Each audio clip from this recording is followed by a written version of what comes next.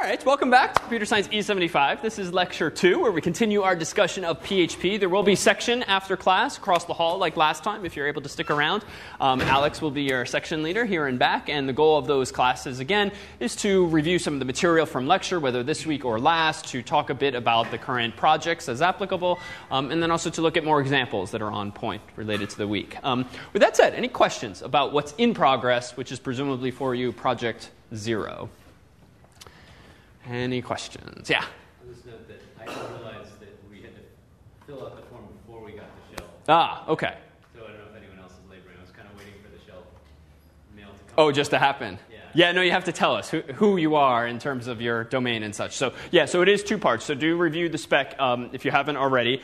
Step 1 is essentially buy the domain name. Step 2 is to figure out how to configure a CNAME record that maps, for instance, projects.foo.com to cloud.cs75.net. And once that's in place and you inform us of the actual CNAME that you've created, can we then set up this thing called a virtual host on the cloud servers so that when requests start coming in for Project 0, Project 1, and beyond, we will know, oh, this is projects.foo.com. Let me map this to Mr. Foo's account and his corresponding public HTML directory or the like. But we've been turning them around. We had a little hiccup over the weekend as we were still getting things going, if you experienced some delay. But I think right now we've responded to all of the forms that have been submitted and provided the usernames and passwords. If not, just ping us. Yeah? Just a quick question. In the write-up for this particular project, it mentioned something about this being the basis for everything else that comes after. Does that imply that we should be doing a basic site that might become our larger site later? Good question.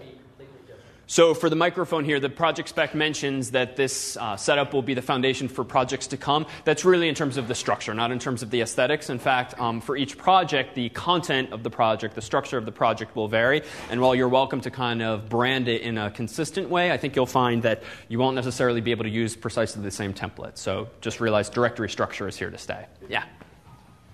I'm a bit confused on the exact nature of the CNAME.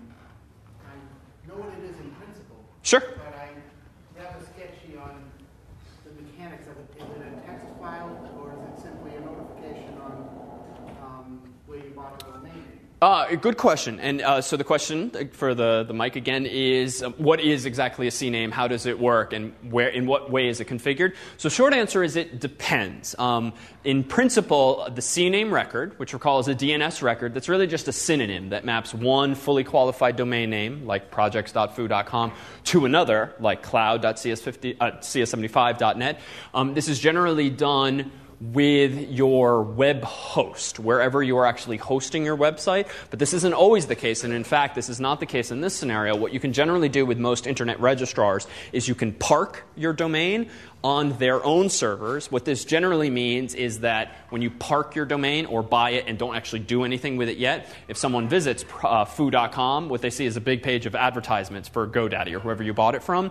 But it's good to park your domain at your registrar, because this means that they will be configured by default to use GoDaddy's name servers, ns1.godaddy.com, ns2. whatever they happen to be, which means you can create DNS records in your registrar site, for instance GoDaddy, that then maps internet users to any other server. So pretty much, for instance, for my domains, even though I host various domains and projects I maintain, some on Harvard server, some on my own, some on a virtual private server, I pretty much have gotten into the habit of using GoDaddy for all of my DNS so that it's all in one place. They have good uptime and they have lots of redundancy, and this way I don't have to maintain multiple different DNS setups. I just go to the one place.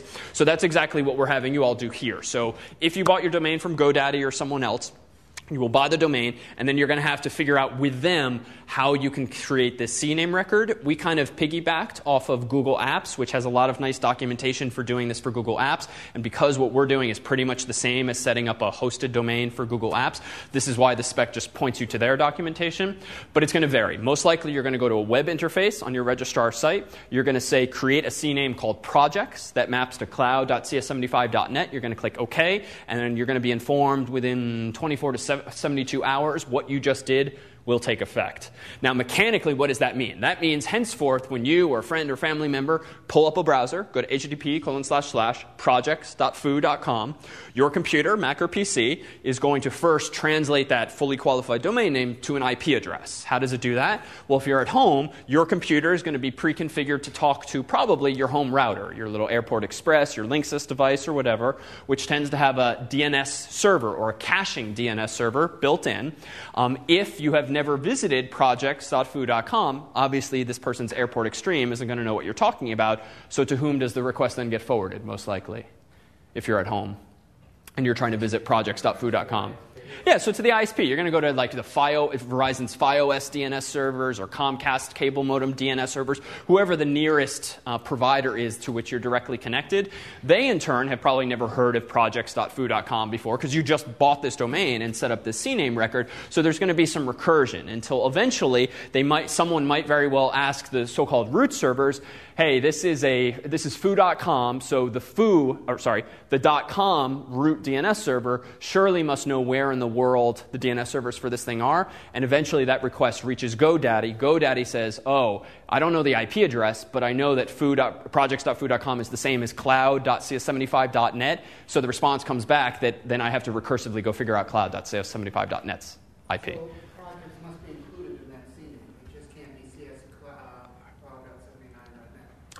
So correct. So the CNAME, the canonical name, will necessarily map projects.yourdomain.com to cloud.cs75.net. And you have to do it for the subdomain because the root of your domain, foo.com itself has to be an A record, which is a direct map to an IP address, which we looked at last week. Plus, this way, too, you can come up with a fake domain name, use it just for the course, and you don't have to disrupt anything else you have going on in your domain. I'm sorry. No. All new. No, it's projects, mydomainname.com, and the CNAME I'm creating to that would be cloud.cs75.net. Correct. Yeah.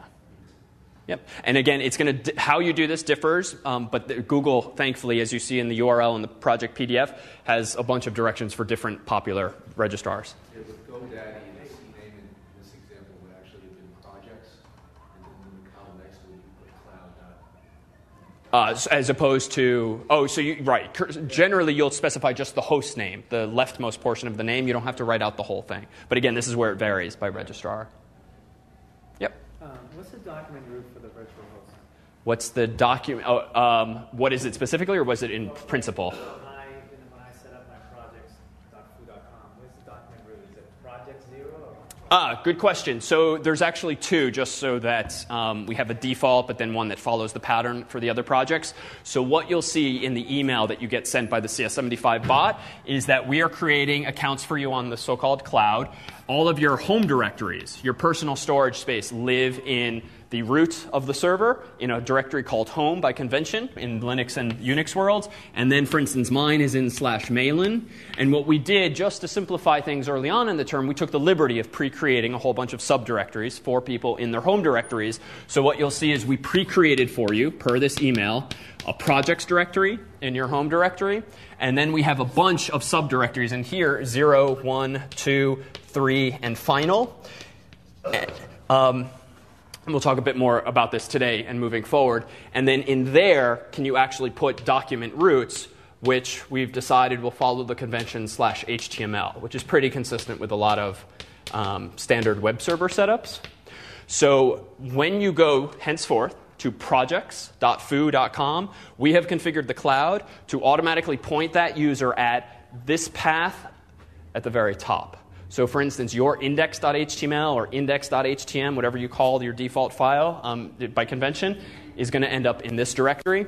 But as we say, kind of as a footnote in this email, we also have enabled things on the cloud so that you can go to projects.foo.com/0 and you will find yourself in the same place. And that was just because it felt a little stupid to have you get this new domain name or new subdomain, and yet to see anything of interest, you have to go to /0. So we figured we'd put it in the root as well. So is the example set up there? Because right now I just get the test page, the Apache test page. That should not be the case. If that's the case, then it sounds like we haven't configured your particular vhost. Did you get an email response from us? I was able to SSH in. Interesting. So drop us a note. It sounds like something might have failed when we created your structure, because you should not be seeing the test Apache page. It sounds like maybe we have a typo or something like that in the vhost setup. But then when I uploaded the HTML, Oh, do you? that instead of here. Oh, okay, so that's consistent actually with this version of Apache. Okay, so let me retract what I just said. If you actually don't have a file in /HTML, it looks like Apache presumptuously shows you its little default advertisement. I did have one. I'll take it. Okay, so if you upload index.html with the right permissions, which is something we'll discuss, not so much in, well, we can certainly discuss it in class, but in sections and such, where we focus on some of the lower level mechanics, it should make that page automatically disappear. Yeah? In terms of write-ups for the project, Mm-hmm. is there anything other than the presence or absence of the web page on the server to turn in the project? Nope. In this case, we will simply take a look at the prescribed location to make sure that what is there is in fact consistent with the specifications. Moving forward, there might be a more deliberate process, but the spec itself will always say what to do. And if it says nothing, you need do nothing other than finish by that point. Other questions? No? Okay. Oh, so just as this might strike some of you, at least those with who've played around with Apache before, as maybe unnecessarily complex. And the reason for this is threefold, and you'll perhaps realize this more over time as we deploy the actual projects. So one, we wanted to make sure we isolate each of the projects to its own subdirectory so that you don't have to worry about interfering with other code that you wrote and so forth, and it just keeps things nice and clean. But we've also followed the convention of having in your 0 directory, in your 1 directory, and so forth, also one step further, which might feel a little excessive to put HTML here. But the motivation for this is actually compelling. As you'll see, not only have we pre-created an HTML directory, we'll also encourage you to only put, for the course and in general, things in your HTML directory that should actually be publicly accessible. So if there's a foo.php file that is meant to be accessed by people on the internet, then it belongs there. But if you're writing instead a helper file that contains just some useful functions, if you're writing a file with constants.php that's meant just to contain constants and database usernames and passwords, you could absolutely just put it in the HTML directory, and then we'll see over time you can include or require that, much like you can import in Java or Sharp include in C and C++. But the danger is that if someone guesses that you probably have a file called config.php, and so they go to projects.foo.com/0/config.php, depending on whether or not you've made some mistakes, they might very well see all of your usernames and passwords. Now, by default, this should not happen. If the web server is properly configured, should not happen. But absolutely do things go wrong. For instance, you might accidentally disable PHP if you're the sysadmin, if briefly, the result of which is anytime someone visits a page, they see the raw PHP source, and there goes the security of your code and your constants. So as a matter of best practice, what folks will often do is they'll put anything that has to be publicly accessible in HTML or in htdocs is another convention, or in public_HTML, all these different conventions. But if you want to keep things safe from prying eyes, you might also have, for instance, a lib directory, a library where you put any helper functions you might write. You might put an etc directory, which might contain all of your configuration details. And then you just access via relative paths, ... and so forth, any files that you need to include. But this directory is not directly accessible on the internet. This one is not directly accessible on the internet. Thanks to that document root directive from last week, the web community is isolated to things that are only in this directory. So it's a matter of best practice. The names might differ. On a normal system, you're probably not going to have a project subdirectory. It might instead be called domains or just public HTML. But as a matter of best practice, just isolating each of your projects for the course and beyond into different subdirectories based on role is generally a good thing. Avoids getting yourself into trouble accidentally. So we'll spell this out in Project 1 when we actually specify how to lay things out and such. Any questions? Okay, so we talked last week about actually using PHP. So PHP is an interesting thing because it's clearly very intertwined with HTML. We've had simple examples last week where we drop in and out of PHP mode, and by that I mean we had open bracket question mark, then some code, then we closed it with question mark close bracket. And so this allowed us to commingle HTML and PHP, and often this is pretty compelling. It allows you to have some static content but then intersperse some dynamic content like your user user's name or the contents of their shopping cart or whatever the application is that you might be trying to implement. As projects get bigger, you'll find maybe, especially around the time for your final project, that this starts to get messy potentially quickly if you're mixing so-called business logic with presentation details and so forth. So realize out there, and we'll touch briefly upon these later in the semester, that there's a lot of templating systems that people have created for PHP whereby you can put all of your HTML in one page and all of your placeholder variables in one file, but then all of your actual code and logic lives elsewhere. But initially, to keep things simple, we'll generally commingle the two, because the two, HTML and PHP, really are married by design of the PHP language. So in terms of dynamism, it's useful to be able to output data dynamically, right? Even on the course's own homepage, if you visited the lectures page or the resources page or the software page, all of these things follow a fairly simple formula. There's like bold-faced words with descriptive text, and then there's another, and then another, and another. We could absolutely maintain these pages just by editing some HTML, but over time we generally update the aesthetics of the website or change things around. Certainly after a few recommended pieces of software, even I find myself cringing that I'm just copying and pasting the same HTML code again and again. So in fact, underneath the hood, a lot of the course's website is driven by configuration files, not by static HTML. In fact, there are no .html files, and even what .php files are there, even though you generally don't see it in the URL because we've hidden them, they are generally outputting pages dynamically based on configuration files. Now, what configs? Well, we actually chose XML. So XML is extensible markup language.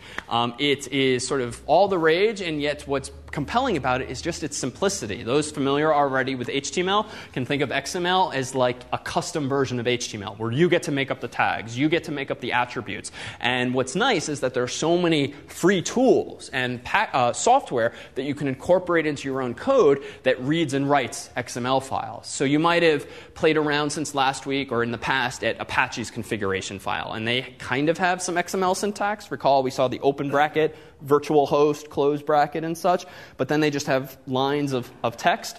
The php.ini file, which is PHP's own config file, follows the convention of it's just text, top to bottom, and every line is a variable equals value, semicolon. And then again and again, actually, is that true?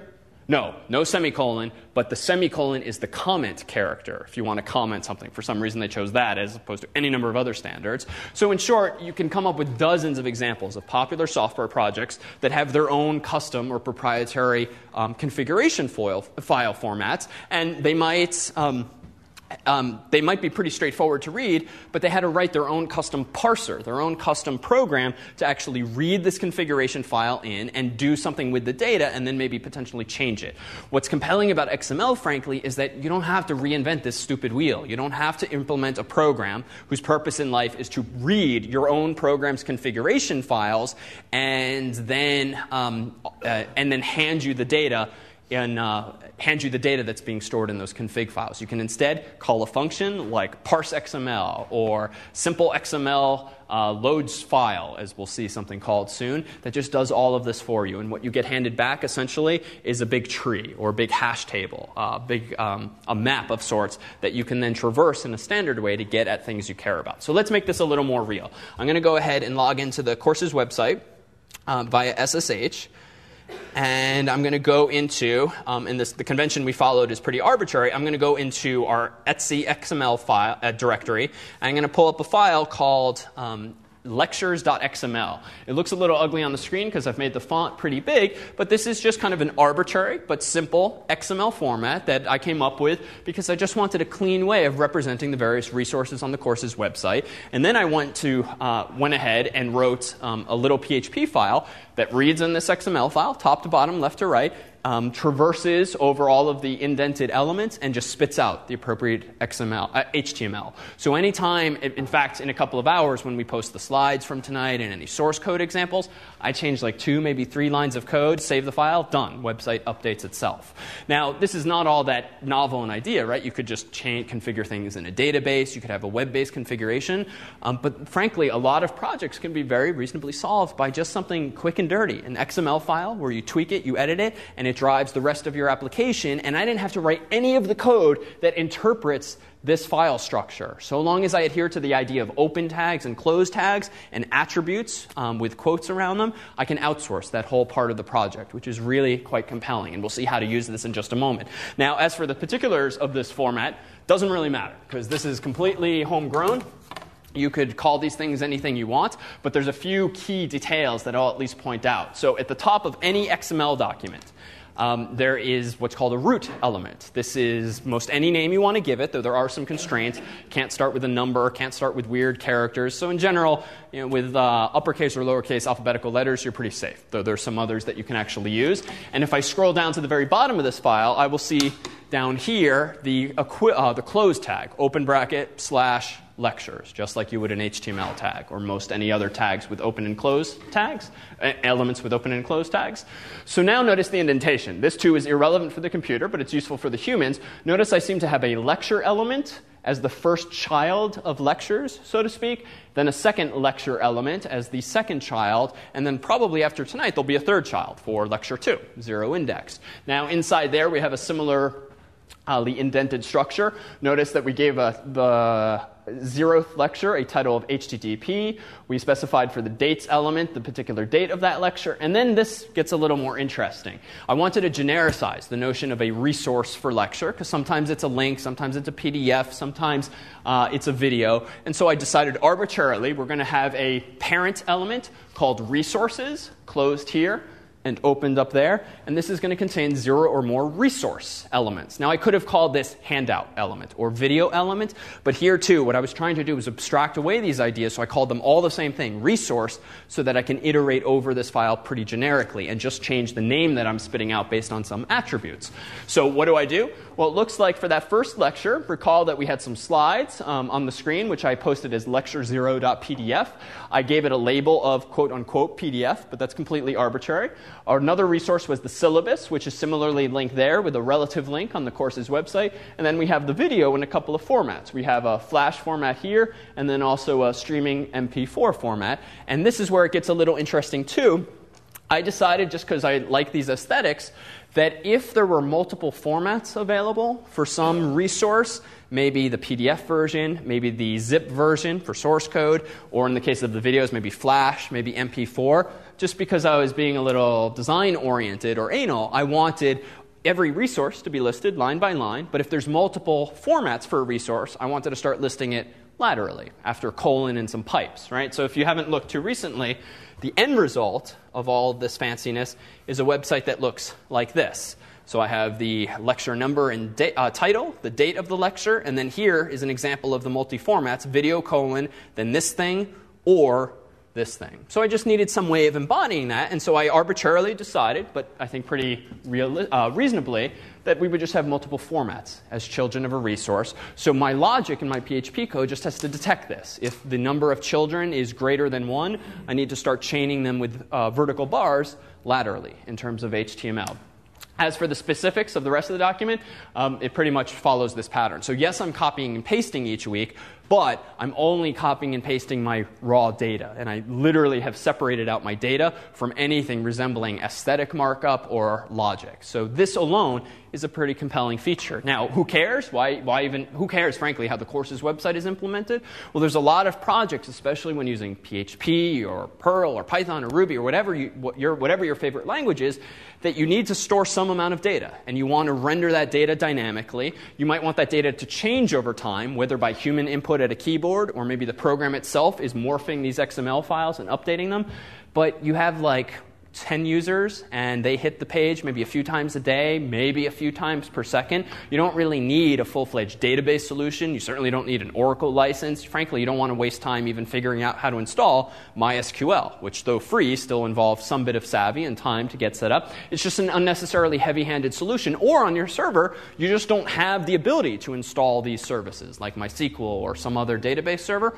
All you need is the ability to read and write data. Now, in yesteryear, you might use any number of approaches. You might take the Apache and the PHP approach of just invent your own configuration file, right? Decide on a format, make sure the humans can write it, make sure the program can read it. But why? When you can just use, as we'll see, some off-the-shelf tools and functions to read all of this for you and even write it. Moreover, what's another popular text file for a flat file database, as one might say? So CSV, so comma-separated variables, is pretty compelling in that it's so easy to output. You just output data separated by commas. There is some trickery in case the data itself has commas, in which case quotes are generally your solution. The world also likes TSVs, tab-separated values, PSVs, pipe-separated values, whatever you're using to separate your values. These are pretty simple, but XML at least offers something that's even better, arguably, than those formats. What does XML offer that CSV, TSV, PSV do not, apparently? Yeah? Validation? Okay, so one, validation. So this is a good one, and I've not even mentioned that here, but as part of the definition of XML, you can have what's called a DTD, document type definition, or XML schema, which essentially is a grammar or a specification for what your own custom XML format should look like in order to be considered valid.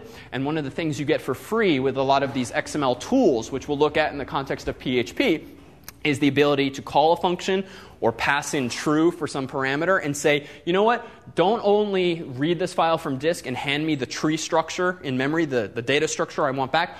Also check that this thing actually is structured in the way I said in my specification it should be. And this can help ward off errors on your part. If two companies, say Amazon.com and one of their third-party booksellers or whoever they partner with are exchanging purchase orders using XML, you can make sure at the validation stage that you will just outright reject the PO if it is missing certain fields that you specified in your DTD or your schema. So in short, XML, you get this feature for free, even though I'm not using it here, mostly because if I can't trust myself, then there's some other issues going on. But it just didn't seem worth, for instance, imposing validation on myself. I'll know when I reload the page if I broke something. Other things that XML seems to offer that CSV does not? Multiple dimensions, because you can mess the tags. Yeah, so this is where it gets really compelling, frankly. One of the frustrations, arguably, with CSV or anything that's kind of this line-by-line, row-by-row format is there's no notion of hierarchy. There's no notion of children elements or nesting and the like. And maybe that's okay, but as soon as you get to the point of having data that just conceptually is structural, you can't really represent that in a flat file, or at least you can't very elegantly. If you flatten it out, you simply have to have lots and lots of columns now with names, for instance, in the top row that signify their role. So it's doable, but it's just not necessarily very clean. Now, ironically, when we get to MySQL in just a week or two, we're going to have to, unfortunately, backpedal from this notion of hierarchy because MySQL, as a relational database system, is all about rows and columns. But at least in that world, we'll see we have things called primary keys and foreign keys. We'll have the ability to take one set of rows and columns and another, join them together somehow, and these are just built into SQL in MySQL, but not, for instance, into just what's a text file, a CSV. So in short, this is the structure of XML. For the most part, it's pretty self-explanatory to anyone familiar with HTML. It is HTML, but make your own tags and attributes with some constraints. But for the most part, anything reasonable syntactically tends to work just fine. And we offer it now because you'll see in one of the course's first projects, it just doesn't warrant it to actually use a full-fledged database. That would be too heavy-handed a solution. But it is a prime opportunity to come up with a schema, sort of a mental model for your XML, and then implement your database using really just a text editor, which frankly is a very reasonable starting point, as we'll see. And thankfully, too, as we'll also see, there exists capabilities in XML for searching, too. So right now, it might not be obvious how I can find, for instance, give me all of the URLs in MP4 format. I could iterate over this file looking and looking, but just like SQL, which is a query language for relational databases, so does XML have something called XPath, XML path language, with which, much like a file system, we'll be able to do things like get me all of the lecture elements that have, let's say, get me all of the lectures that, for instance, were released in, let's see, resources. Making a mess of the screen here. That have resources, and I'm just going to say ... for now. You can use what are called predicates, as we'll see with these square bracket notations. So using this very simple file system-like syntax, C:\\, and the like, you can pluck out data you actually care about from XML. So this, too, is a pretty powerful thing. And for reasonably sized XML documents, few megabytes, works pretty impressively. Probably you don't want to store tens and tens of megabytes or hundreds or gigabytes in XML format because you're just going to waste time reading and writing from disk. But certainly for reasonable data sets, it's quite compelling. So any questions on some of the just constructs underlying XML? And we'll return to some of the usage. Yeah? What's the scale of the amount of data you have to have before it really starts to pay off to have it in a database? Like, is there a certain, is it like 10 megabytes or like 50 megabytes, or does it depend on the complexity of your data? So that's a really good question. At what point do you really want to segue from, say, an XML file or even a CSV file to something like a relational database? I think it depends on the context. So if it's the human who's editing these files, I think if you're pushing, frankly, 1,000 or more lines of XML or CSV that you yourself are configuring for whatever reason, you might be pushing it at that point. With that said, I mean, arguably even Apache and PHP, some of these big systems themselves might have huge configuration files. Frankly, I don't have a hard, fast rule. I would say if the file is a megabyte or more, you're probably at the point where this thing's just becoming unwieldy to maintain by hand anyway, at which point maybe a database setup is compelling. But the bigger determinant, I think, for real systems would be performance. The downside of XML is that, for instance, the course's website. Right now, because we've implemented it in a fairly quick and dirty way, because it gets the job done, every time you visit the lectures page, that XML file gets parsed, which means it's read from the disk. It's read from top to bottom, left to right. All of these elements are handed to us in RAM as some kind of hierarchical data structure that we can then navigate, much like you would in a data structures class, any kind of data structure in memory. We output the page, and then we throw all of that hard work away. The next time someone visits the lecture page, all of that happens again and again and again. Now, I say we did this quick and dirty because, as we'll discuss toward the end of the course on scalability, there's a lot of low-hanging fruit in PHP and in the web world where you can just cache this output pretty easily.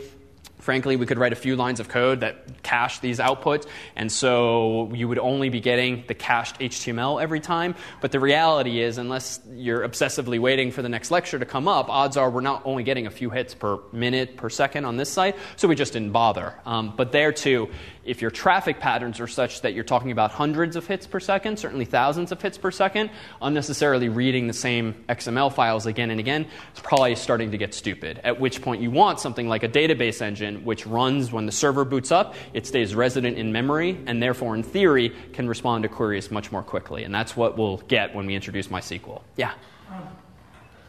So you've got this order in the way that you want the HTML to appear. Mm-hmm. Do the XML tools allow you to sort on fields before you display? Yes and no. You have limited sorting capabilities with at least XPath, this path-like language. You have more capabilities with another language, which we won't look at in the course, called XQuery, which has been around for a while. It's getting traction in certain systems, but hasn't quite had the penetration as I think a lot of people would have hoped. So short answer, yes. But in general, certainly when you have access to a scripting language, it's often easier and more versatile to just do that in code. Get back the raw data and then massage it any way you want. Yeah? Is there an XSLT processor for Apache? That's a good question. So there is for PHP. I don't know if... Yeah, so PHP, absolutely. I don't know if there's anything Apache specific. This, too, is a language we won't look at in this particular course, but XSLT, Extensible Style Sheet Transformations, this is a language. It's a functional programming language that is actually written in XML. So you write open bracket, close brackets, and all of this, but each of the tags that you write is essentially a function that you might invoke, or something along those lines, a loop that you call. What's nice about XSLT is that even though the syntax isn't necessarily the most fun to code in, and it's pretty verbose like most of XML is, it's the T stands for transformations, which means you can write an XSLT document, apply it to an XML document, and the purpose in life of XSLT is generally to transform that XML document into another XML document, or maybe a text file, or maybe a PDF. HTML, or XHTML at least, is a subset of XML, or is an instance of XML. So it's actually very apropos in the web world to store your data in XML format, apply XSLT transformations to it, and get back, for instance, the HTML that you want. Using PHP itself is kind of an alternative to that. You can either use XSLT or use PHP. XSLT is really nice in the context of templating systems, which again we'll revisit. So in short, if that was a lot sort of too soon, that's fine. That's not a particular language, but I can plug my own hibernated course. If you go to cs259.tv, we actually used to offer a course at Extension on XML with Java, where pretty much the whole focus of the course was XML stuff in the context of the Java programming language. So we spent a good amount of time on XSLT and XPath and others in that class, all of whose videos and such are still on the web. And frankly, not all that much has changed in that world, so even though the course has been sleeping for a couple of years, it's pretty much still accurate. Yeah? Is it possible or advisable to have sort of a combination of XML and PHP? I'm thinking if you have a company website, you have old products with lots and lots of pages of reviews, comments, and manuals, and then you just have a smaller set of products, newer ones that maybe will be discarded. Okay. For the older ones, you use PHP because you've got all that data. Okay. But for the smaller one, just starting out, you use XML until you thought you were ready to go with PHP. It's a good question. So let me try to push back on one detail. I wouldn't really say that PHP is an alternative to XML or vice versa, because PHP, as we'll see even more today, is truly a programming language, a procedural programming language with which you can implement logical constructs like loops and function calls and all of this. XML is just a dumb markup language that you can use to semantically tag your data to say, this is a lecture, this is a PDF, and so forth, but there's no logic related to it. So I would say that they're very much different. So I don't think there's really a question of should you use one or the other, at least for that particular scenario, if that's fair. Other questions? Okay, so we'll come back to XML. This is really just a teaser of one approach we can take for actually storing our data. But let's go ahead now and try to start doing some more interesting things with PHP itself. Along the way, we'll introduce some additional syntax to PHP or the like. But again, as promised in the first week, we'll generally assume that most everyone in the room has prior programming experience. So seeing a loop might be interesting for like 5 seconds. But after that, you realize, okay, I put some dollar signs in this language that I didn't in another. So I'll try to take some things for granted. But at any point, if you have any questions, honestly, raise your hand, interrupt, lest I be forgetting that I've looked at this stuff for a long time and you've looked at it for just those 5 seconds. So authentication. This is a feature that's predominant on the web, certainly. Go to most any website that has the notion of accounts, and you have to log in at some point. Certainly for the course's projects will this be useful, because for at least one of them will you have to implement or require that users log in order to actually access some information. So more on that in the time to come. But here's what such a form might look like. Username and password, a login button, and you click submit, and that data's got to get submitted somewhere. So last week we kind of fake implemented Google by implementing the front end, which just required an HTML file. The back end we punted completely. We set the value of the action attribute to be Google's own servers, and then we started to actually implement a back end for those form submissions. Well, let's actually do that now. Receive a form submission from ourselves that handles this idea of authentication, and see how we can implement this notion of persistence on a website, whereby you log in once, and somehow or other, even though Internet Explorer's little icon has stopped spinning or whatever, even though HTTP is stateless, as they say, and there's no more network connectivity, you still seem to be logged in. And when you click the next page a few seconds later, and the next page a few seconds later, and your web browser reconnects to that server, somehow it's remembering that you already logged in, because surely you're not logging into the site every darn page that you pull up. So how is this all happening? Well, I'm going to go ahead and open a file here, and I'll put all of this code online after so that you can play with it as well for projects and beyond. Let me go into our lectures directory, which we know exists based on our XML file. Lecture 2, 0 indexed. And I have in here, let's say, login.php, login directory. So I've got a few variants. I'm going to go ahead and first open this page, but let me first spoil what it looks like here. So cs75.net, lectures 2, source, login, home.php. So here is just a placeholder page, because I needed some way of showing us, yay or nay, we're actually logged in. And clearly right now, at this point in the story, home.php, I am not logged in. So this could be a complete fabrication. This could just be a static file that just always says you are not logged in. But in fact, that line of text is dynamically outputted based on knowledge of whether or not I have already logged in once before. So let's try this. Let me go ahead and look at version 1 of my login demo. I get a simple little form here at top left. I'm going to go ahead and type in for username jharvard, and then I'm going to provide a password of nonsense, and I'm going to click login. Okay, invalid login. Didn't give much regard for aesthetics for now, just wanted something to demonstrate this. But there appears to have been some logic going on, and before we look underneath the hood, let's see if we can't infer exactly what's going on. I'm going to go ahead and open Firefox instead, just because of some of the tools it comes with. I'm going to go ahead and clear my cache so that I don't trip over some previous page reloads of this. I'm going to pull it up. I'm there at the same form, and for now I'm going to use my little buddy Firebug down here, and I'll zoom in as needed because the text is small. And let's go ahead and watch what happens. Notice I'm on the Net tab right now, which is going to monitor all HTTP traffic. I'm going to type jharvard, crimson, login. All right, looks like this involved... Oh, I spoiled the password, didn't I? All right, that one worked. All right, the password I know in advance to be crimson. Last time I just typed in nonsense. It looks like two things happened. I apparently posted to that page. You would have seen my secret password now anyway. I posted to this page a few things. So let's first look at the request headers. So on the bottom, by convention, Firebug shows us the request headers. And what's actually interesting here? Well, one, the host line. Little refresh here. Why is the host line included and also necessary on a lot of servers? Why did my browser state the obvious? I know I went to cs75.net. I typed it into the URL. Yeah.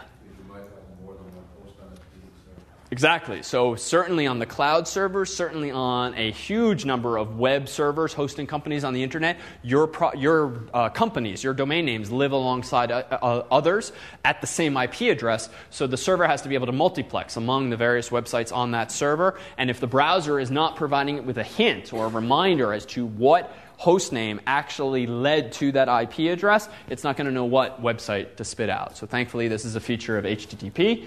User agent, this is just kind of revealing what kind of browser and OS I'm using. There's some other details here. For instance, this thing is a nice flag. It's saying my browser knows how to zip and unzip files, namely text files you might want to send me. This is good for performance because it means the server can respond, if it wants, with a zipped version of the HTML or file, and then my browser apparently knows how to decompress it, so it can save some bytes that way, so that's good. Some of this stuff isn't all that interesting for now, except, oh, this is interesting. Looks like I have a cookie from my own website already, and it looks like I am using, in this server, PHP, at least because I have a cookie called PHP sesh ID. So we'll start looking at this and we'll start leveraging this in the course's projects after Project Zero. This is a cookie, a key value pair that apparently this web server put on my computer the first time I visited it. We'll see why that's useful in just a moment. Let's scroll up now to the server's response. So the server responded with some fluffy stuff like the date, like the time, X powered by, kind of a fancy sounding HTTP header that unfortunately is not so good for security, arguably. This is informing me apparently that cs75.net is running PHP 5.2.5. All right, so that's kind of nice, right? It helps people like Google Analytics to know who's running what and all of this. But why is this maybe not best practice? Yeah, it may suggest a vulnerability. How? All it's saying is PHP 5.2. Yeah, so that's the catch. If my web server is just happily telling anyone who asks it on the internet what version of a programming, of an interpreter are you running, and my web server is just happily telling everyone that answer, well, what happens when PHP 5.2.5 is discovered to have a super insecure flaw in it that is very easily exploitable by sending the keyword foo in the parameter string? So now I'm telling the world, enter my website and do bad things because I am running this compromised version of the software. So we've left this on for demonstration purposes here, but thankfully with one configuration change to PHP, can you hide the version number? And in theory, you can scrub even mentions of X powered by altogether if you really want, but this helps their numbers, and that's frankly why a lot of this stuff is included. Even Apache. Apache, by contrast, also generally spits out its version number, but that too you can disable with one line of config change in Apache. So even though this course focuses more on development, coding, as opposed to sysadminning, there's some very low-hanging fruit that if you just out of curiosity start poking around some of your favorite websites, odds are you'll find that even some of the most popular sites haven't realized that these things are on or don't know that they should be turning them off. Is the X in X powered by, does that have anything to do with X11? No, not in this case. So I suspect in this case, and I'm going to infer from convention, generally when you have these extended properties, they begin with the letter X. You see this in a lot of protocols, even the iCalendar specification, which is used for like Outlook messages and this kind of thing, starts with X if it's a custom flag. I suspect there's a clause in the HTTP spec that lets you create any header called X something, but I'm just inferring. But it definitely has nothing to do with the X window environment. Other questions? All right, so what did I actually send? Well, Firebug can tell me that too. Let me go ahead and click on, whoops, let me zoom out here. Let me go ahead and click on post. So here is the spoiler for what I actually typed in. This is just Firebug's pretty printed version of what I typed, J Harvard, and pass. Let's see, it sent these MIME type headers. And notice here, even though this is nicely formatting what I typed in, when we said last week that there's these two different mechanisms for submitting info from a form. There's get, whereby things are sent in the URL, and post, which is not. Well, they're still sent in exactly the same way. Key equals value, ampersand, key equals value, and so forth. But they're sent below all of the HTTP headers. They're not sent in the top one, the get line. They are instead sent down below. And in this way, can you even upload a photograph by base 64 encoding it, that is representing it with ASCII text somehow, and then just putting a huge number of megabytes after the headers, but in text format, structured not unlike this thing here. All right, anything else that was sent? Well, let's see what we got back. So it looks like in Firebug, this line, which was a post request to login1.php, resulted in my going to home.php. Now, how could this have possibly happened? Well, let's look at the response here, and notice this. There's one other header that's kind of juicy for discussion here. What line apparently induced my being punted to another web page altogether? Yeah, the location header. So recall that you can redirect the browser in a few different ways. This is, these days, probably the most robust, to do it at the HTTP header level and tell the browser literally with location, then colon. This, again, is Firebug's pretty printed version of the headers. Location, a URL, and then you can also send a response code, which, where is it? Do I see it here? We have to look at the raw source, shall we? What is the raw status code that the server responded with? It's not 200, which means all is well, here's some content. So 302. And there's kind of a spoiler right there. 302 means move temporarily. So recall there were two such headers you can send. And we'll start using these in the projects. 301 is permanent. That's a hint to the browser to please stop asking me for this URL because I'm just going to keep sending you to the same place.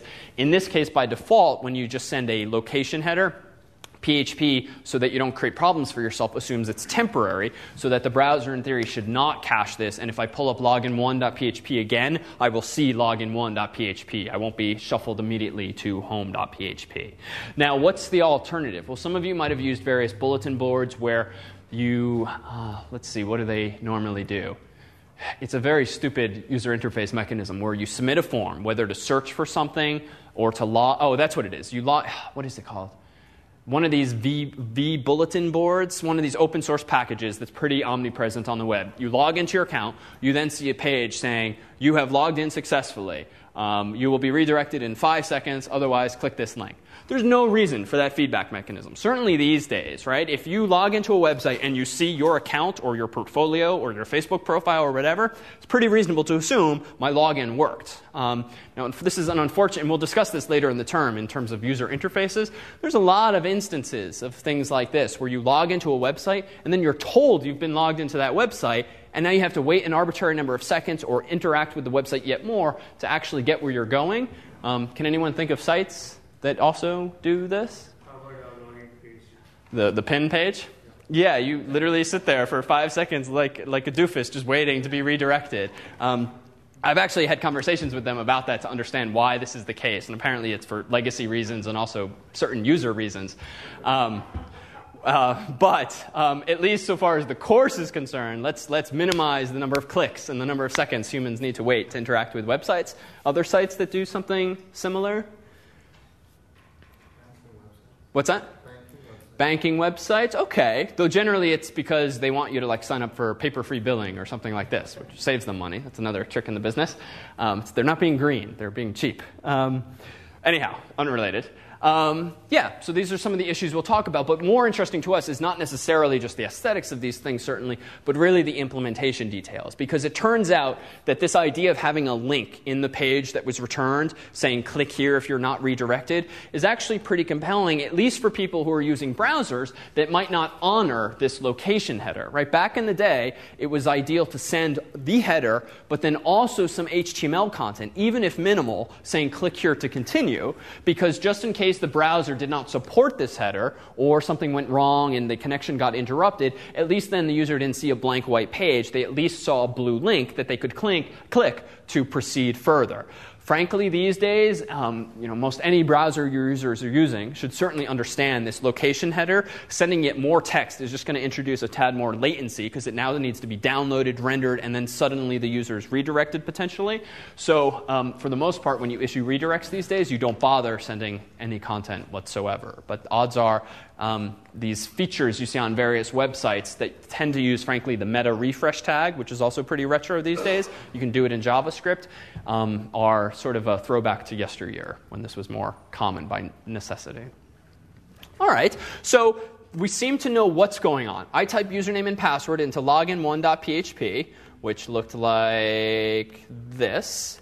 The JHarvard and Crimson, which I typed in, are sent to login1.php. Apparently, they check out because then I'm redirected to home.php. So let's dive in. Let's actually see what's going on inside login1.php. And this will be the first such version that we look at. We'll improve upon this quite quickly.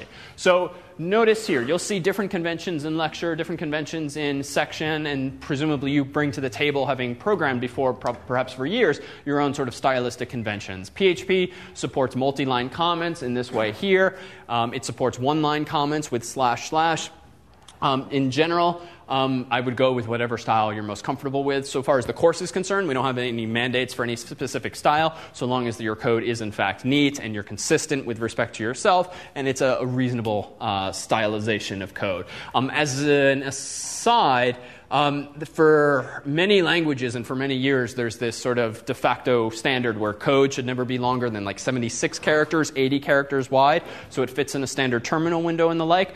Frankly, I think in the world of web programming, where so much of what you're writing is just more verbose than it ever was, and you're never printing out, frankly, your PHP source code most likely, or HTML source code, I would advocate that it's reasonable to allow your lines to be longer and even wrap around, because there comes a point where it's just more readable if you can read something, I think, left to right, than have a whole lot of arbitrary indentation and a whole lot of white space. But there, too, exercise your discretion. Now, this looks like a mess already because, partly because of the font, and partly because this doc type is particularly long. But again, be self-consistent is what the course would expect. All right, so what's going on here? Well, it looks like I actually have some PHP code up here, not because I wanted to put my comments inside of a PHP block, but because I did want to execute one function. And here's going to be some of the magic that we look at today and the weeks to come. Session start is a function that starts the notion of a session. So anyone know already what is a session in the context of web pages? Yeah. So a visit. So sure, a session is a visit to a page. What else might it be? Yeah. Is it how you implement persistence? Yeah, so this is kind of the moniker given to the notion of persistence. HTTP, as I hinted at with this visual or this mental imagery of a spinning globe or whatever in your favorite browser, HTTP is stateless in that when you pull up a web page, it might take a few requests to get all the files, the GIFs, the pings, the HTML, and all that, but eventually, that's it. Assuming there's no AJAX in the page, that connection closes and your little icons stop moving, which is to say it's stateless. Now the server has forgotten who you are, at least with regard to that particular request. But this is surely problematic if I'm in the process of doing some online shopping at Amazon. I have a shopping cart. Don't forget about me. Don't walk away. I want to continue shopping around on your site. So somehow you have to be able to maintain persistence between client and server, even though the client might disconnect pretty often, every few seconds, every time you click from page to page and it's finished loading. So session start essentially instructs the web server to remember this user. Specifically, to remember this user in a way that when this same person returns, there's going to be one or more special variables that if I, the programmer, put anything in these variables, let's call them a hash table for now or an associative array, make sure that when this same user returns in a minute, in an hour, that you hand me back the same variable with the same contents, even if, again, a few minutes have passed. So what we'll see is another super global. We saw a few last week. One was $_get, which was a hash table, an associative array, a map, call it whatever you'd like for now, of all of the HTTP parameters that were passed via GET. There was another that we saw, which was called POST. There was request, but that one, don't use request so much because it just mixes the notion of the two. It can be useful, but in general, better to be more precise. But we're also going to introduce now something called $_session. And it's in this thing. It, too, is a map or an associative array, a hash table, just like these others. But whereas these things are populated with what the user typed in via form submission, this is kind of your own little scratch pad that you, the programmer, can put any key value pairs in there that you want. And you can trust, if you've executed session start at the top of your program, that even if this user walks away, gets a sandwich, comes back, and clicks on another page, another product on your website, you, the programmer, will be handed the same variable and the same contents as were there a few minutes ago. And so what you're really putting in the session object is more generally key value pairs. What might those key value pairs be? Well, maybe it's the product number of something I added to my shopping cart and the quantity thereof. Yeah? So, in terms of session variables, what if you're a site like Amazon and you've got hundreds of thousands of people hitting you every second for the isn't that an inefficient way of creating state in a way? I mean, aren't there more effective ways that are better for or more scalable? So it's a good question. So with regard to high traffic sites like Amazon that have to handle huge numbers of hits per second, feels like it's pretty inefficient for the protocol itself to be stateless, first of all, and just to keep forgetting about everyone and then reconstructing all of this work, but then to have to constantly refetch the contents of this variable, whether they're using PHP or something with a similar mechanism. Short answer, yes, that is unfortunate. Slightly longer answer is this is kind of the world we built for ourselves with HTTP. It's becoming an increasing problem in the world of AJAX where you want constant refreshes of web page, but HTTP is not really about getting constant updates like SSH is or some stateful connection. Turns out PHP by default implements these things in a pretty inefficient way using disk, specifically using /temp, as we'll discuss, or some similar directory. But thankfully, can we leverage some of the lessons we'll discuss in our database lectures, and you can start storing this stuff in a database, at which point you're already building a dynamic website or presenting people with a dynamic website. So you're already hitting the the database server based on what they type, what they click. So at the marginal cost of now getting the contents of what's in their shopping cart, it's at least on par with the work you already have to do. This isn't actually consuming RAM on the server, right? No, by contrast, it's worse. It's consuming disk that has to be read again and again. But what we'll soon see is that this little detail that we glimpsed at a moment ago, this header called PHP sesh ID, the means by which PHP and other languages remember that I am me and not some other random user is by assigning me this thing called a cookie, specifically one called PHP sesh ID by default, that itself is just a big random number that hopefully was not given to anyone else, because if it was, it means someone else can see or steal the contents of my shopping cart. So that we can switch tapes, why don't we go ahead and take a 5-minute break. All right, so we are back. So the cliffhanger that we left off with was this notion of session start and cookies and the implementation thereof as a little teaser to incentivize your sticking with us till our security lecture, certainly in the course. There is a non-trivial danger to the fact that most every website out there these days transmits cookies as we saw here. So I'm going to re-pull up in Firebug my HTTP headers. I'm going to look at let's see, it's getting a little long here now because there's some Google stuff commingled in there. Let me look at the raw headers instead. There it is. So here we have, on the bottom, the response from the server. Here's a cookie. It's called PHP sesh ID. It equals that, and then after the semicolon is some Google Analytics stuff. So we'll just ignore that. But this is a pretty big number, and it's pseudo-randomly generated, which means very low probability someone else on the server will be handed the same value, and presumably the server could check for collisions and just give me a new one if that happens by accident. But there's a serious problem here with the fact that I am maintaining state by using this thing called a cookie that anyone, including myself, can apparently just sniff some traffic and look at.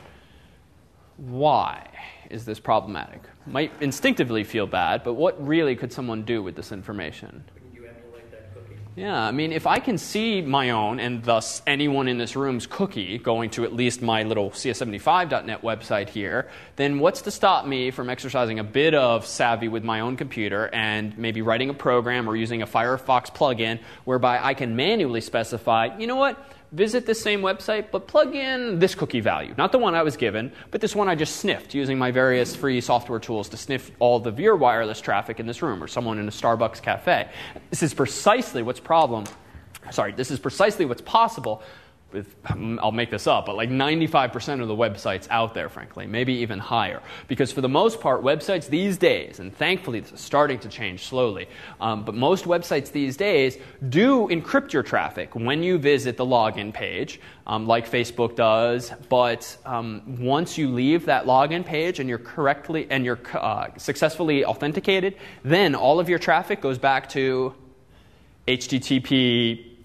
That's it, or not S. So you go from HTTPS back to HTTP after you've successfully logged in, and you can do some spot checks on all of your favorite websites. Most of them will, in fact, exercise this behavior. The login page is HTTPS, maybe the registration page is HTTPS, but then every other page on the website is just HTTP, which means if you were handed a cookie, as you probably were for any site that needs to maintain state to remember that you were logged in, something like this goes across the web in the clear. And frankly, even though I'm using a tool on my computer to sniff my computer, I can in 5 minutes have some free software on this laptop sniffing all of the wireless traffic in this building and grabbing everyone else's cookies that happens to be visiting any number of websites. Now, if I can grab people's cookies, what does this mean?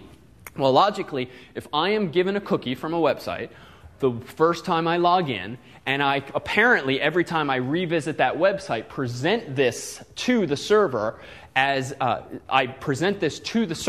being, as I am doing right here, my cookie, by the way, is this value. My cookie, by the way, is this value. Every time I visit a page on cs75.net, this line is sent because it's a reminder to the server of the cookie it gave me the last time I visited the page, or at least the first time I actually logged in.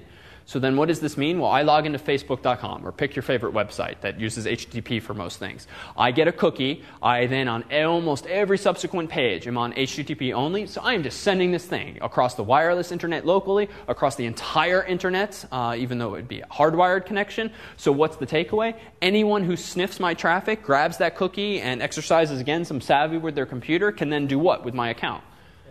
Immediately log in as me, right? Because all they have to do is present this token. You can think of it like a hand stamp at the carnival. Once my hand's been stamped, if someone does this, copies my stamp and presents it as their own, well, that's the only thing Facebook is probably doing to determine whether or not I am in fact that same person who logged in before. Now, you might push back and say, well, wait a minute. That guy probably has a different IP address. They could detect this. Yes, but frankly, a lot of us change IPs when you connect or disconnect from 3G services these days. Maybe you just walk around the office or around campus. And so within a relatively narrow window of time, your IP might change for compelling reasons. And many websites, frankly, do not cross-check cookie values against IP address, especially if there's proxy servers involved. Frankly, the IP might in fact change. This could create more problems than it's worth. And so most sites do not do a little sanity check like that because it could get them into trouble and start booting users off unnecessarily. So what's the takeaway? Frankly, almost any website you visit these days, if you've logged in with an account, get bounced back to HTTP, you are then vulnerable to someone hijacking your session, as they say. Session hijacking is the buzzword here. So what's the solution? I mean, frankly, this is very, very real. Yes? Yeah, I mean, that's really the solution. Thankfully, this is one of those things where this is a non-trivial problem. You could just, with a very obvious solution, if the problem is that I'm sending these cookies across the wire in clear text, well, stop sending them across the wire in clear text. We have a mechanism that encrypts things. It's called SSL. You generally just enable it by going to HTTPS, but there is a catch. You, the user, can't just say, you know what, I'm going to browse securely and change your URL. What has to happen, probably? Right, the server needs to actually support that. And a lot of web servers, Facebook's included, are probably configured to move you off of SSL as quickly as they can. Why might that be? Right, so performance, right? Because you're using encryption, cryptography, there is some cost. Maybe it's small these days, but there's some number of CPU cycles you must execute in order to do the crypto. Now, for many websites, that's not a big deal. But for a site like Facebook, for any of Google's websites, Microsoft sites, any of these big fish out there, Twitter, well, if you're getting thousands of hits, tens of thousands of hits per second, and you're spending 10 more CPU cycles, that's 10 times 10. That's a huge number more of CPU cycles that you're spending just to encrypt this traffic. What does that mean? You need 10 times as many servers now. I mean, literally, if you're increasing your load by some factor, like 10. I didn't do the math quite right there, but you need more hardware, you need more money. So there's a very real cost for large enterprises. So this was a big deal when WHO transitioned everything to SSL recently. Anyone catch this in the press? Yeah. With Gmail. Gmail. They were the biggest. And they were the ones I was thinking of when I said, thankfully, the world is starting to move in this direction. I mean, that's a non-trivial cost, even for someone like Google, because now they across the board have to incur this additional computational expense. You might recall the drama in the press about some Chinese hackers or something like that doing something. It was never quite clear exactly what happened. And it was never quite clear, at least to me, the reader, that SSL was necessarily the solution to this. But they used it as an opportunity to switch everyone to SSL. And this was actually a good thing. What other sites that you probably frequent at home or at work also are always on SSL?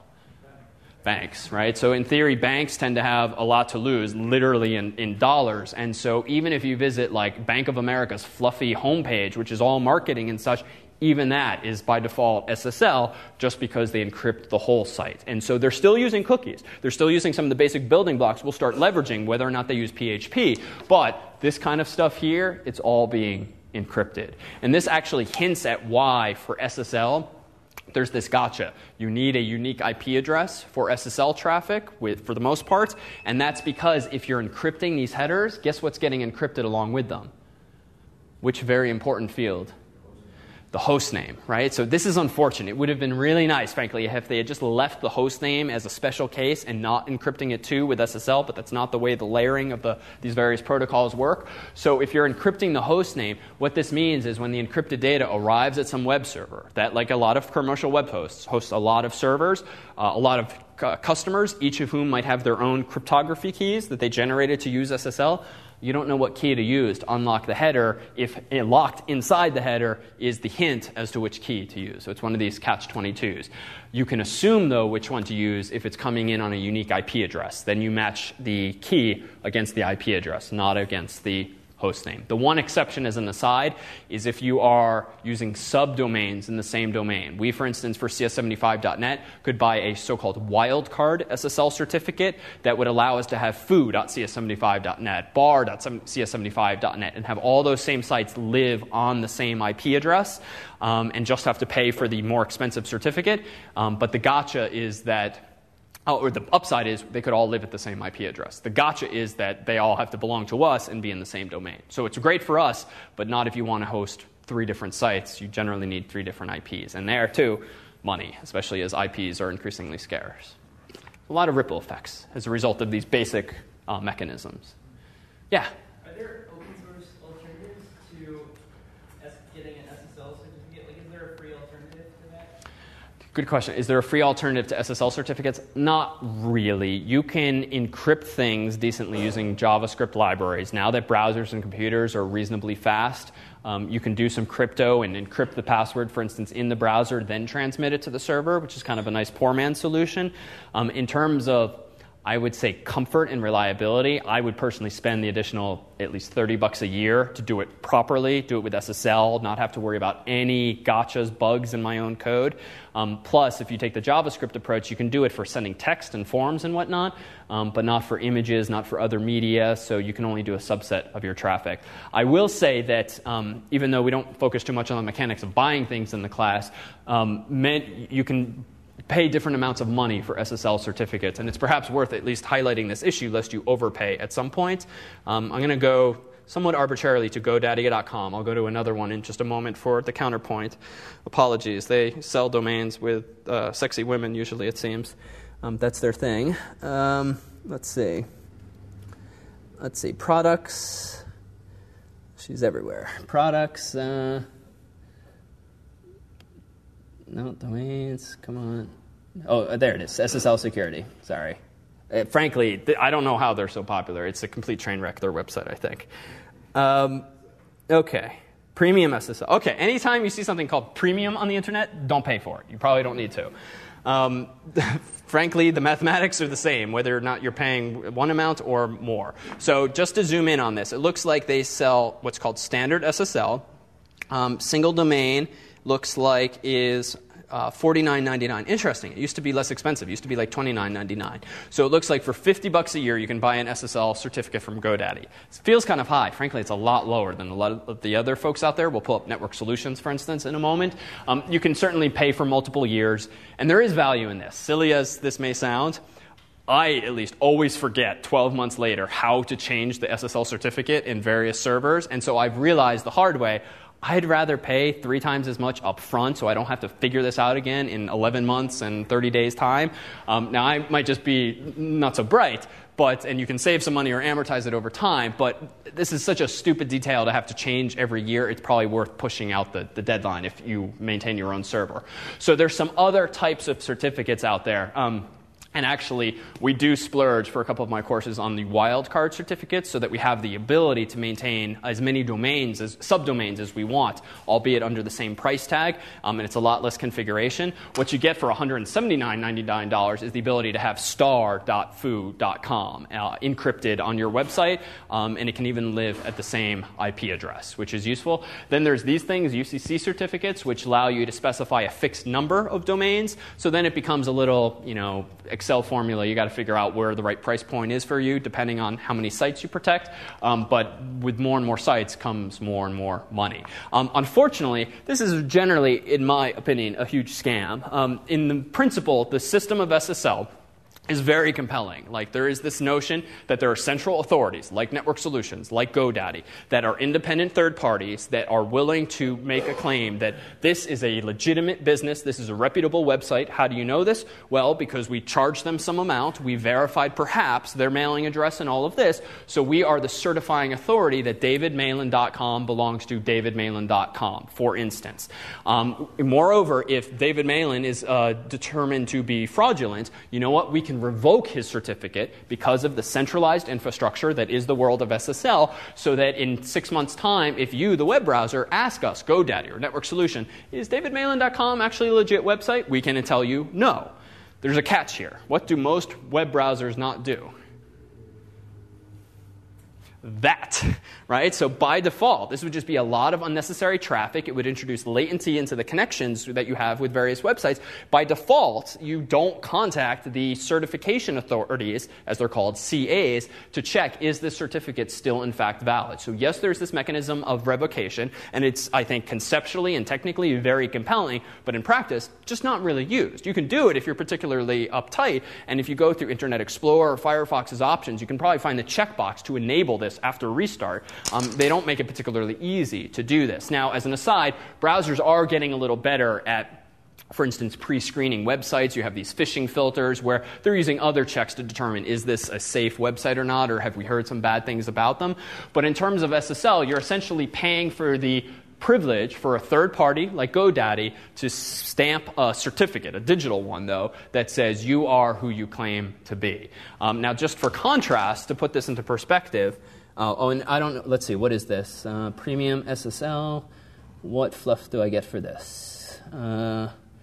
Includes free temporary standard SSL. So I'm going to hypothesize here, because the details are not so interesting for us right now. There are various websites where if you visit them, let me see if I can come up with one, bankofamerica.com.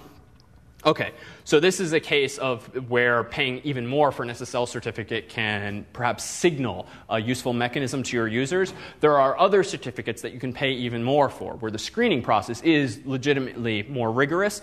And what happens then is if you have paid for the premium version, your people's web browsers, depending on which browser, which version they're using, will not only say HTTPS as they normally do, they will also really draw the user's attention to the fact that this is a legit website, or at least this is a website who paid the price, which frankly a lot of phishers out there wouldn't, or people who don't even have credit cards wouldn't because they're just waging these various internet attacks.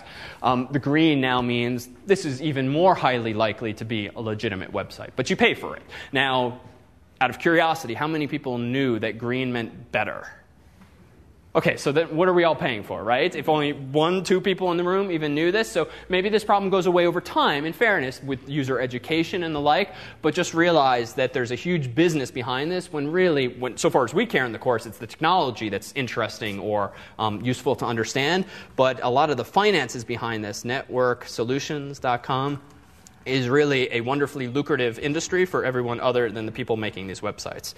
So SSL certificates, let's see what they're going to cost us. Oh, and SiteSeal, that's a favorite. Okay, so they start at $89 per year, and yet the math is the same. Then down here, look, you know it's expensive if they won't even tell you the price, right? Let's see.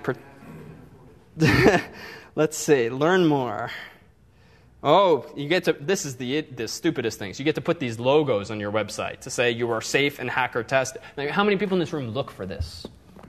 Right? And frankly, the irony is, if you're looking to avoid the fraudulent websites who are trying to ensnare you and take your username and password, last time I checked, I can download this image, put it on my, so again, it's all rather silly, a lot of this stuff. But again, sort of consistent with this idea of empowering folks with knowledge of that. Oh, and you know it's expensive when they show it per month too, right? If you do the math, that's probably going to add up to even more than the $89, and sure enough, it will. A lot of this is really tailored to hooking the less technical folks who don't even understand what it is they're buying. Yeah. I have Norton on my system, and I often get Norton verified, Norton secure, that sort of message. Okay. Does that mean anything at all? Yeah, that's not bad. So this is consistent with some of the heuristics a lot of browsers are introducing, where Google scans these websites and maintains a blacklist of sites they find somewhat suspicious. Symantec is similarly doing this, it sounds, where they scan these websites or they monitor email lists where people report bogus websites and such, and you have these anti-phishing filters or whatever where you get little warnings. That is more of an application layer defense, which itself is not bad, but it's very much independent of this lower level mechanism of SSL and security, which is true protection mathematically. But the catch is that even a hacker can get him or herself a SSL certificate, so you can establish a really secure connection with a bad person. I saw a hand in back. No? Okay, so let's now so with that said, let's start logging into a website with HTTP. So we have now login1.php, which is where we left off this story. So let's now take a look at this file. In home.php is where we first found ourselves. Because I am checking, recall home.php says, yes, I'm logged in, or no, I'm not. Let's see how this is structured and then dive into login1. So similarly, must home.php call session start, because it's that page that's apparently going to check, is the user logged in? But to do that, home.php needs access to this guy, and so every page that uses sessions must, in the world of PHP, call this function at the top. Now, we'll see over time and in sections that for common code like this, it feels a little silly to include it at the top of every file. We can soon start factoring this out, putting it into a config.php or some file that is essentially included automatically in all of my files. But for now, we're keeping things straightforward and just putting it where we need it. Now, this is all HTML, so pretty uninteresting. Now there's an interesting line of dynamic output here. So let me scroll down. And it looks like this page is pretty simple. That's it. But notice now I have a branch in here, a condition. So we saw this syntax last week. Open bracket question mark means here comes some PHP.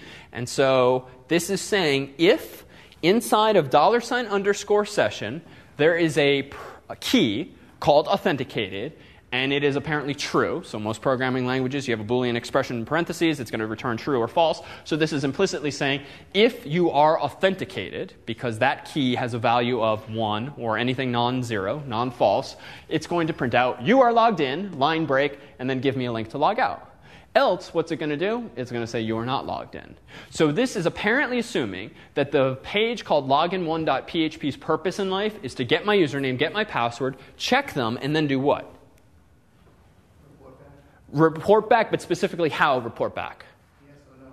So yes or no, but via what mechanism does it seem that this other page called login1.php is recording the fact that I have logged in successfully before it does that redirection back to home.php? You said underscore session is like a hash table. Yeah, exactly. There has to be a key, a boolean or something in there called authenticated. Perfect. So the page is setting it or not. Perfect. So in login, and we're kind of spoiling the surprise now. In login1.php, it must be some condition that says if the username and the password are correct, do this. Well, what is this? Apparently, if we're checking for the presence of this key and a true value in this file, home.php, it must be the case that in login1.php that I am putting that value there by storing true or 1 or something in this hash table that's called $_session.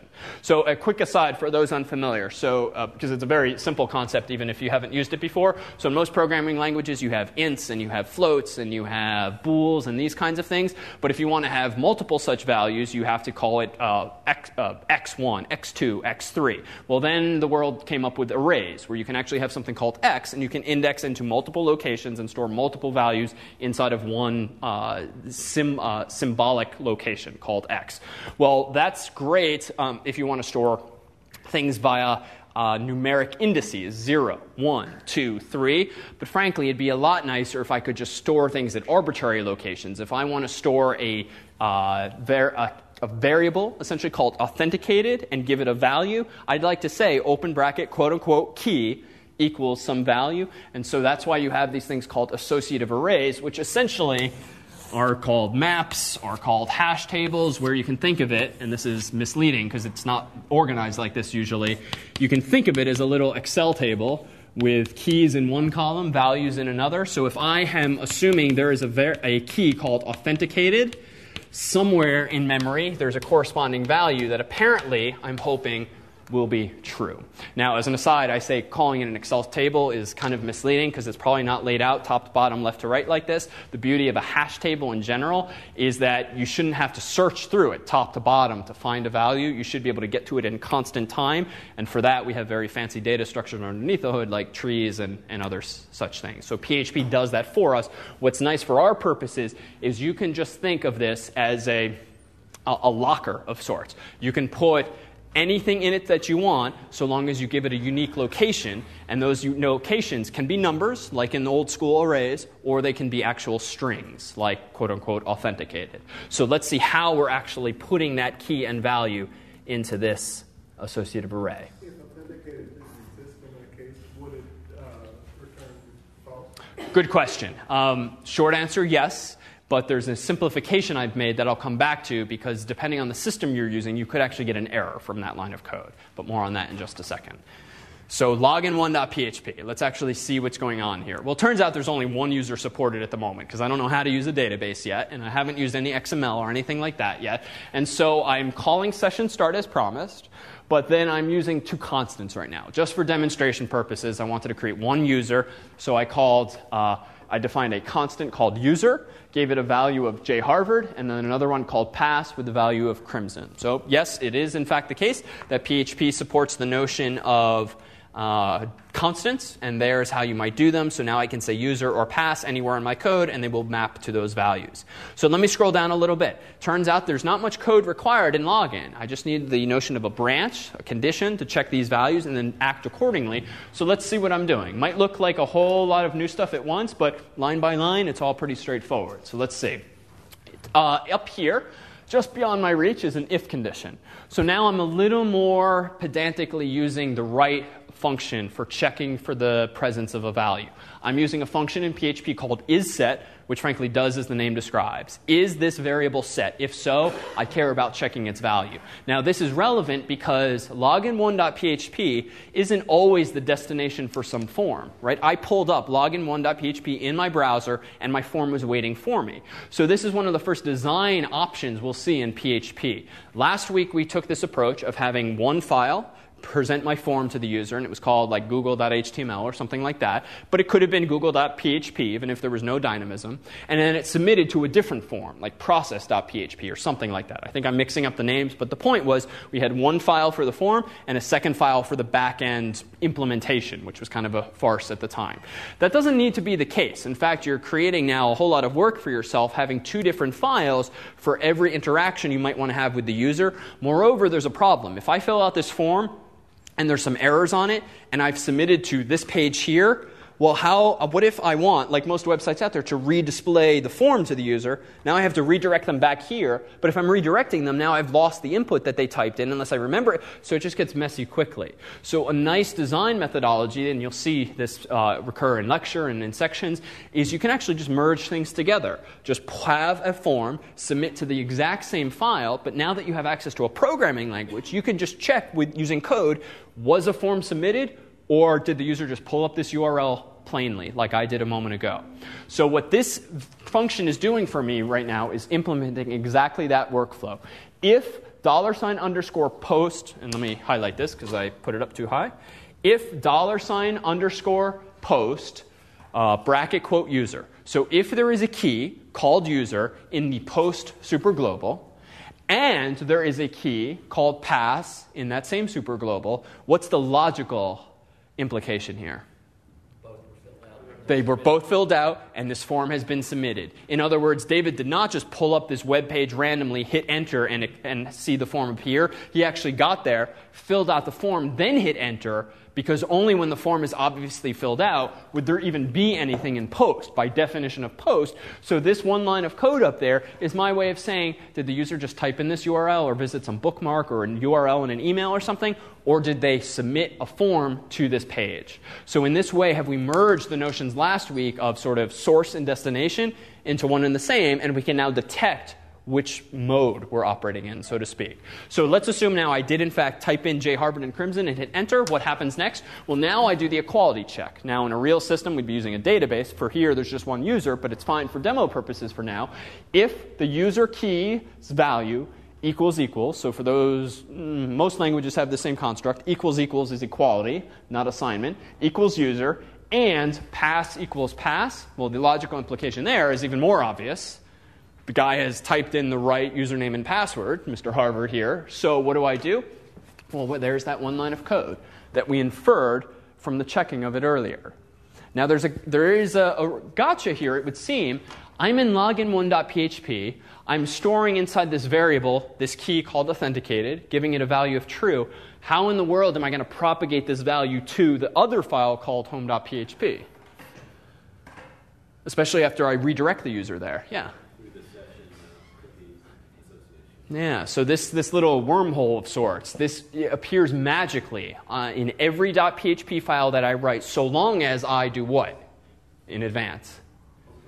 Call session start. Because what session start's job in life is to do is to check on the server, all right, what HTTP headers were sent? Is there a cookie header? Oh, there was a cookie header. Was there a key called PHP sesh ID? If so, what was that big random value? Oh, here it's this big random value. Let me check my file system for the file, the text file containing the contents of this user's shopping cart or whatever from the last time he or she was here. Let me reload that into memory and then hand that to the developer in the form of this little magical box called $_session. And that story already hints at the inefficiency of it by default. By default on Linux systems, even Windows systems, when you're running PHP, these session files are generally stored in /temp, or the equivalent, which is a temporary directory, which means if I am shopping on Amazon.com and they're using PHP, and I've added like 20 books to my shopping cart, all of those books' data, whether it's the ISBNs they're storing or some unique key, are all being stored on disk, which means if I then load a page, walk away for a few seconds or minutes, come back, and then visit another page, and I want to see the contents of my shopping cart, the web server on Amazon has to go to that file, open it up, and disk is slow in principle, read it into RAM, and then repopulate this array. And so this is why, in theory, this is not the most performant mechanism, but there are alternatives even within PHP. So you get same feature, but using real database, not text files. Yeah. Well, that, of course, brings the problem with abandoned carts. You could fill up a disk space. I assume there's going to be some cleanup somewhere that There should be garbage collection whereby, and this is why it's often put in /temp or some other directory that's monitored, so that after some number of hours or minutes or days, the directory is cleaned out for that reason. You get stale sessions otherwise. Yeah?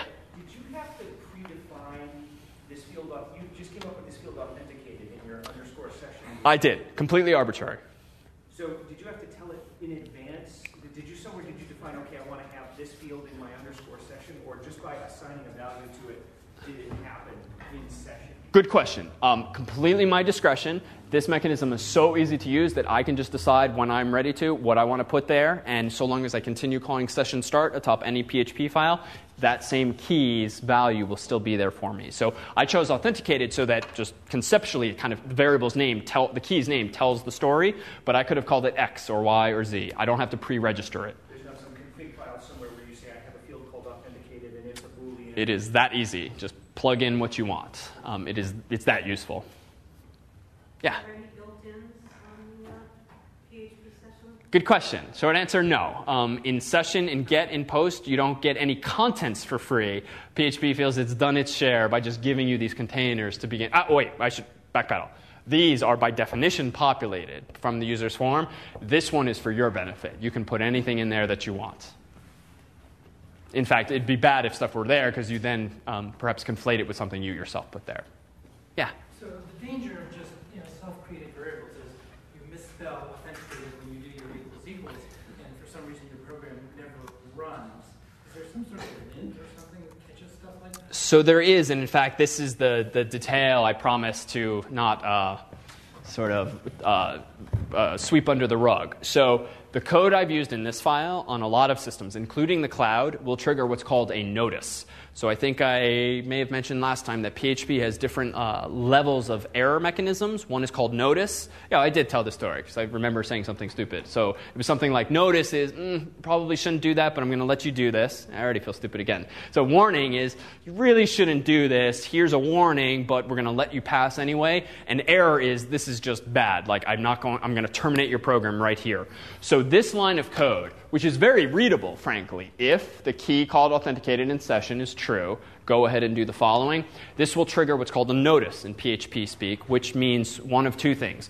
A message will be written to the log file in /var/log or wherever on your system saying use of index called authenticated does not exist. If you're in debugging mode, I'll call it, recall last week we turned on error reporting and I had a little function called ini_set and I said display errors true. And I said, well, normally won't do this, but it's useful for development purposes. If you have that feature enabled either in code or in your php.ini global config file, you or the user will see this notice on the screen. It will say use of undefined index called authenticated. So this is actually useful. So there may very well be some server-side tools that you can run on your code to detect these in advance, but they're also checked at runtime. And so developing with all these error messages, notices, warnings alike on is actually pretty good because even though it might get a little annoying, it really pushes you to write rigorous code. So this would trigger a notice on most systems, including the cloud, where for pedagogical reasons we turn on notices so that you do get yelled at on the screen by default to kind of push you toward better code. Recall that there is this mechanism. I tend to find personally this to just be very distracting and unnecessarily verbose, calling isSet all over my code. So I have made sort of the conscious design choice in a lot of my projects. I am going to consciously suppress this notice that might occur because, frankly, I know what I'm doing. I know what notices might get triggered. I know I can't get an error from this line because it's so short. There's no opportunity for something super bad to happen. But a notice I'm willing to suppress. And frankly, I'd much rather look at an @ sign than a complete function call, which itself would have some performance hit anyway. But even that's being very nitpicky. So understand what it's doing and why it's doing it. But at the end of the day, it's really then a design decision. Frankly, if I were writing code that I had to hand to other people, I'd probably do it more pedantically and do it this way just to be extra proper, but not for my own code. Other questions? All right, so can we do better than this? So let's take a look at login 2, which is a slight variant of this. So now I've added a nice little feature. Oh, and actually, It's not much, doesn't do us much good to see 2 before scrolling down to the very bottom of 1. So there's not much PHP code here. This whole top of the block is in PHP mode, so to speak. And this is important to note. When you do implement this methodology of merging the notion of sort of the form and then the processing backend for it into one file, generally it's good practice or a nice approach to put the PHP code at the top of the file, at least to the extent possible, because then notice what I've done. If the user does log in correctly, notice what header I issue. To redirect a user, you can use this function called header. I then pass in this URL. I'm going to wave my hands at these lines of code.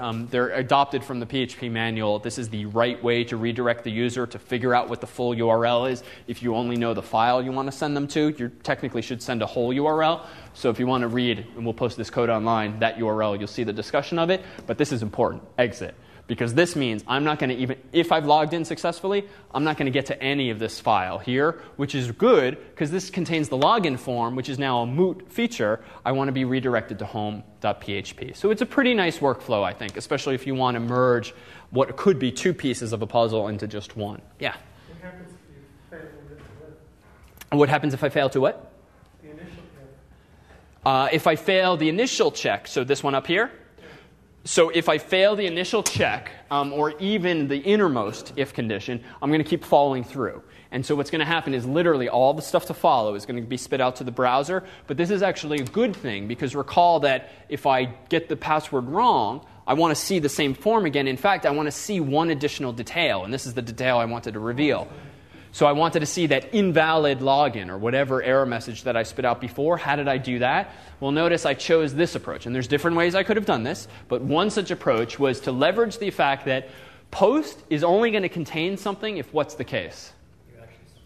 If I actually supplied a value. Now, I don't care how many things are in there. If there's one or more, the only way that can happen is if the user actually posted, so I can leverage this. PHP has a function called count. So if the number of things in post, the number of keys, which is what the count function counts, is greater than 0, the implication is form was submitted. Now again, logically, if a form was submitted and I'm at this point in the story, what's the implication logically?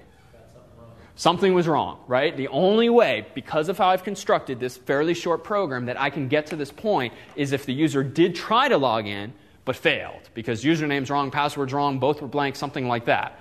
So what then do I want to do? Well, I can use the echo function. Again, many ways to do this. There's a print function, there's a printf function. I'm keeping it simple for now. I'm going to echo invalid login.